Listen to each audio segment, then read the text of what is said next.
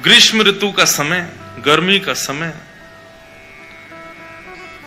मन में भाव आया, कृष्णदास जी पौड़े हुए थे लेटे लेटे, गले में थोड़ी गर्मी लगी तो जलपान किया। उसके बाद विचार किया कोई ऐसा फल खाया जाए जिससे थोड़ी गर्मी शांत हो। तो मन में विचार आया, बोले जरूर ठाकुर जी को गर्मी लग रही है, इसीलिए मुझे गर्मी लग रही है। निकल गए महाराज बाजार में लेने के लिए खरबूज। जैसे ही पहुंचे तो महीने का पहला फल आया था। दुकानदार से जाके बोला भैया कितने का लगाया, भाव मोल करो। दुकानदार ने जो भी भाव था उसका 1 रुपया 2 रुपया बताया। बोले इतने का है, लो। यहां कृष्णदास जी खरीदने लगे, इतने में ही राजा के सैनिक आ गए। सैनिकों ने आकर कहा, बोले नहीं, महीने का पहला फल है, पहले राजा की सेवा में जाएगा, बाद में किसी मंदिर मठ में जाएगा। कृष्णदास जी बोले यहां तो हमारे लाल जी की नाक कट जाएगी अगर ये फल राजा के यहां गया तो। महीने का पहला फल है, ठाकुर जी की सेवा में जाना चाहिए। अब इनको प्रवचन क्या सुनाऊं मैं?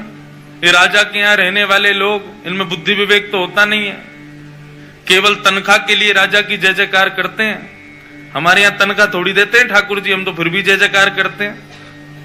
ये राजा के लोग, इसको क्या समझाऊं मैं? कृष्णदास जी उनको समझाते तो बात बिगड़ जाती। कृष्णदास जी ने बोला भैया देखो, पहले हम आए तो हमको देना चाहिए। दुकानदार बोला पहले आप आए हो, लेकिन अगर इनको नहीं दिया तो ये दंड दे सकते हैं मुझे, राजा के लोग हैं, मैं तो इन्हीं को दूंगा। कृष्णदास जी बोले अगर हम तुमको दुगना रुपया दें तो, 1-2 रुपए की चीज की अगर हम 5 रुपए दें तो भी नहीं दोगे? तो उसका मन थोड़ा लोभ में आ गया। उसने कहा भैया देखो, आप भले ही राजा के यहाँ से, लेकिन राजा सबका भला चाहता है ना। अगर इनकी वजह से मेरे घर की रोटी बढ़िया आ जाए तो फिर मैं इन्हीं को दे देता हूं, ये 4 रुपया दे रहे हैं। राजा के सैनिकों ने कहा हम पे कोई कमी है क्या, हम 10 रुपया देंगे, लाओ अब हमको दो। 10 रुपया बोला तो कृष्णदास जी बोले हम 15 रुपया देंगे। अच्छा एक और बात बताऊं, जेब में लाए 2 ही रुपया थे। कृष्णदास जी लाए 2 ही रुपया थे, लेकिन बातें देखो। सैनिक बोले भाई राजा की नाक कटेगी, सुनाओ 20 रुपया देंगे, फल हमको दो। कृष्णदास जी बोले 25 देंगे, बिना विचार किए हमको दो। करते करते करते महाराज मोल पहुंच गया 90 रुपए पे। कृष्णदास जी सीधे बोले हम 100 रुपया देंगे, अब तो हमको देना ही पड़ेगा। फल वाला सोच रहा है ये जल्दी ले में, और मैं यहां से जाऊं, मेरी तो छुट्टी, अब तो 1-8 साल अगर दुकान नहीं भी लगाऊंगा तो चलेगा, 100 रुपया मिल रहे हैं, उस समय बहुत होते थे। जब 100 रुपए पर अंक पहुंच गया कृष्णदास जी का, सैनिकों ने बोला कि भाई देखो, हम भले ही मोल भाव तो लगा रहे हैं, अपने राजा की नाक बचाने के लिए रुपया बढ़ाते तो चले गए, लेकिन अगर राजा ने पूछा कि फल कितने का आया और हमने कहा 100 रुपए का, तो राजा तलवार निकाल के सर धर से अलग कर देगा। बोले राज संपत्ति को तुम कुछ सोच ही नहीं रहे हो कि 100 रुपए का फल लाए हो। अंत में राजा के सैनिकों ने हाथ खड़े किए, बोले इन्हीं को दे दो, हमको नहीं चाहिए। दुकानदार बोला लाओ 100 रुपया।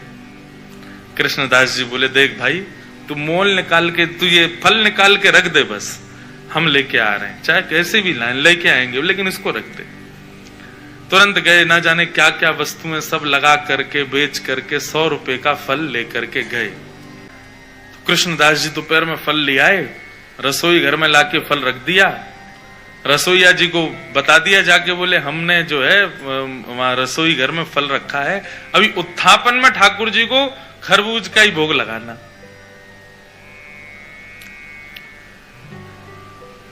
कृष्णदास जी बड़े प्रसन्न थे कि भैया महीने का पहला फल ठाकुर जी की सेवा में आएगा, ठाकुर जी पाएंगे, आनंदित हो जाएंगे। रसोईया स्नान ध्यान करके जैसे ही रसोई घर में गए, पूरी रसोई खोज ली, लेकिन महाराज फल नहीं मिला, कोई ले गया उसको वहां से।